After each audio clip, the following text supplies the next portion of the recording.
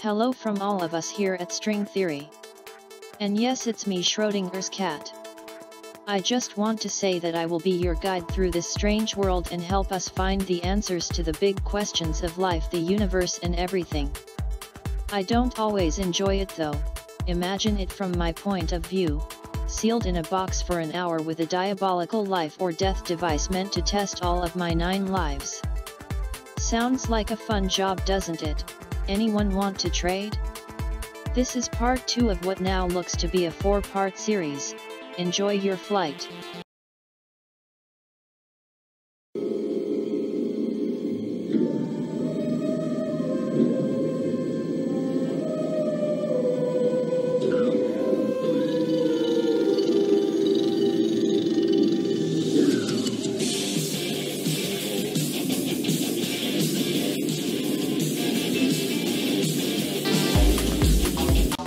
This is video 2 of 3 parts, and is comprised of excerpts from Ska Martin's e-book, God vs. Aliens and the Multiverse.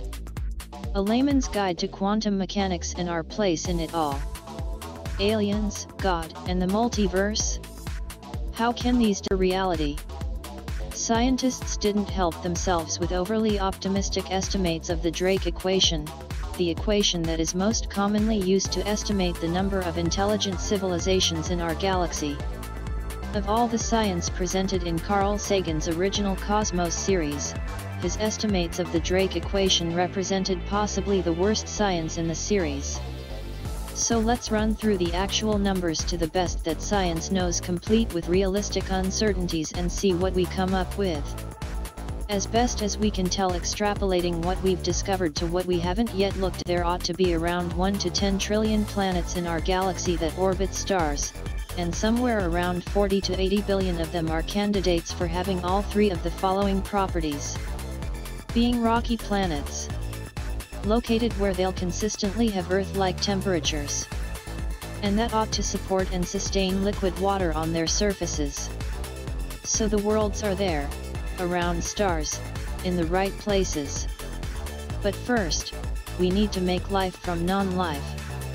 This is no small feat, and is one of the greatest puzzles around for natural scientists in all disciplines. The problem of abiogenesis. At some point, this happened for us, whether it happened in space, in the oceans, in the atmosphere, by chance, design, or by God, it happened, as evidenced by our very planet, and its distinctive diversity of life. But so far, we've been unable to create life from non-life in the lab. So it's not yet possible to say how likely it is, although we've taken some amazing steps in recent decades. It could be something that happens on as many as 25% of the possible worlds, which means up to 20 billion planets in our galaxy could have life on them, including past or present others in our own solar system, like Mars, Europa, Titan, or Enceladus. That's our optimistic estimate. But we want something even more than just life. We're looking for large, specialized, multicellular, tool-using creatures, preferably something at least resembling us, and the females of the species being super hot and the males not so much. And if we find them and prove their existence, where do we go from there? And if they do exist, where did they come from? Aliens are us? Well, just maybe. I have spent many hours considering this conundrum, but if this does indeed turn out to be the case, we are left with only 3 distinct possibilities. 1. The first on my list, and the most likely, are that aliens are actually us and not in the alien ancestors, genetically engineered sort of way. In that scenario, we are asked to believe that aliens came to Earth and spent thousands of years genetically engineering countless creatures. Then they decided to make us from monkeys and splice in some of their own genes, all in order for us to be their slaves and build a few pyramids and interbreed with us from time to time. I am not saying this scenario is not possible. What I am saying is a race that far advanced could build their own pyramids with a lot less trouble than that. So what does that leave us? For me, since this so closely resemble us, although a bit pasty and with large dark eyes, I believe it would be more likely that they would be us from a apocalyptic future or parallel universe. Before you start squawking and beating your alien ancestor drums, hear me out a minute please. Earth is destroyed in a nuclear holocaust. The only survivors have to live in deep underground bunkers for hundreds, perhaps thousands of years. What happens to animals that used to live above ground but became trapped in caves over time? They get smaller, pasty gray and white, and they either develop very large eyes if there is some ambient light available. So why wouldn't people living for generations under the ground be affected the same way? They would also get smaller from living and moving around in tight quarters, and naturally they would eventually start getting fairly weak physically from the lack of movement and consistent inbreeding. Those lucky enough to make it into the bunkers would be all the rich families that run the world, rich techies like Mark Zuckerberg and Bill Gates and the world government's chosen politicians. And let's face it, these people are already working with a pretty watered down and screwed up gene pool to start with.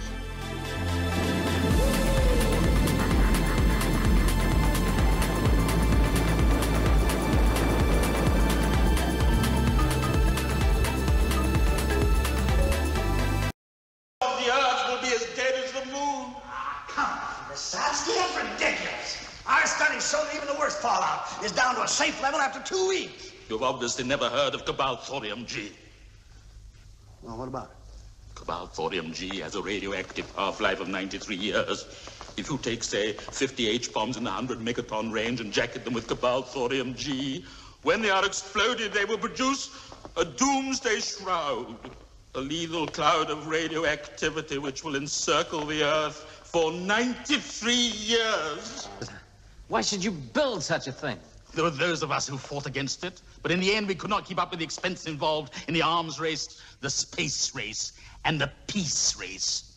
And at the same time our people grumbled for more nylons and washing machines. Our doomsday scheme cost us just a small fraction of what we've been spending on defense in a single year. Then you mean it is possible for them to have built such a thing? Mr. President, the technology required is easily within the means of even the smallest nuclear power. It requires only the will to do so. The doomsday machine is terrifying, it's simple to understand, and completely credible and convincing. Gee, I wish we had one of them doomsday machines, Tainty. But this is fantastic, Strangelove. How can it be triggered automatically? Well, it's remarkably simple to do that. Under which the bombs are to be exploded is programmed into a tape memory bank. A single roll of tape can store all the information. What kind of a name is that? That ain't no crowd name, is it, Stevie? He changed it when he became a citizen. It used to be Merkwürdig-Liebe. A crowd by any other name, most of it. Is that the whole point of the doomsday machine is lost. If you keep it a secret, why didn't you tell the world, eh? You mean people could actually stay down there for 100 years? It would not be difficult, mein Führer. Nuclear reactors could... I'm sorry, Mr. President. Nuclear reactors could provide power almost indefinitely. Greenhouses could maintain plant life. Animals could be bred and slaughtered. Quick survey would have to be made of all the available mine sites in the country. But I would guess that dwelling space for several 100,000 of our people could easily be provided. Well, I would hate to have to decide who stays up and who goes down. Well, that would not be necessary, Mr. President. Could easily be accomplished with a computer. And the computer could be set and programmed to accept factors from youth, health, sexual fertility, intelligence, and a cross-section of necessary skills. Of course, it would be absolutely vital that our top government and military men be included. to foster and impart the required principles of leadership and tradition.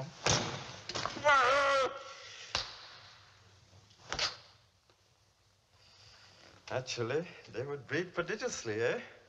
There would be much time and little to do. But with the proper breeding techniques and a ratio of, say, 10 females to each male, I would guess that they could then work their way back to the present gross national product within, say, 20 years. Luckily they took with them super quantum computers that could handle the thinking and keep developing more sophisticated tech to keep these people alive, and eventually develop time travel machines that they could use to go back in time and rejuvenate their gene pools.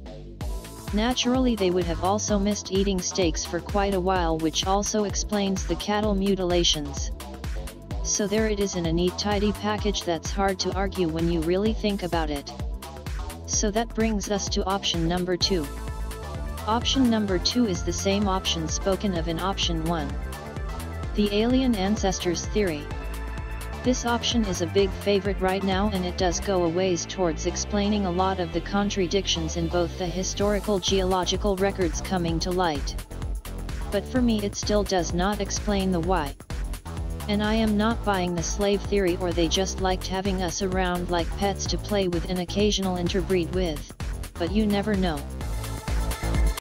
The closest possible scenario along these lines I can come up with would be a combination of option 1 and 2 with the hollow earth thrown in to spice things up a bit.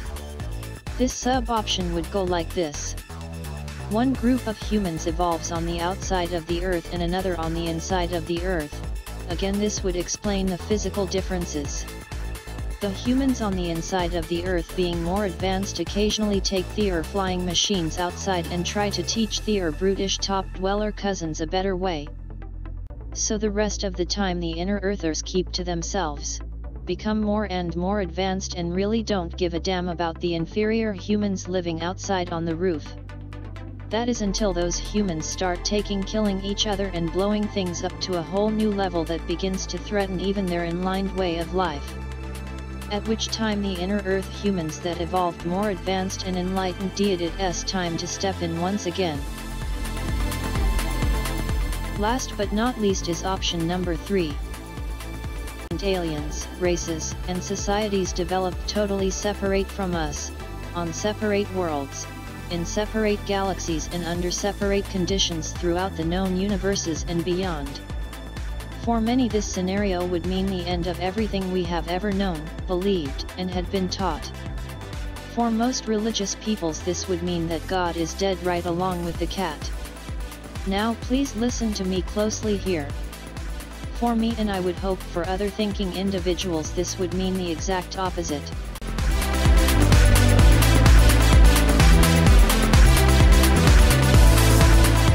Thanks for joining me in part 2 of Aliens vs. God and the Multiverse. Part 3 will be online shortly. Please don't forget to like and subscribe for more great videos from String Theory. You can email us at stringtheoryearth.com to get the full ebook download. And remember, I am dead. Hang on. Wait a minute. I think one of my toes moved. I am alive. No. Never mind, just a nerve spasm. I am still dead, at least until my next video.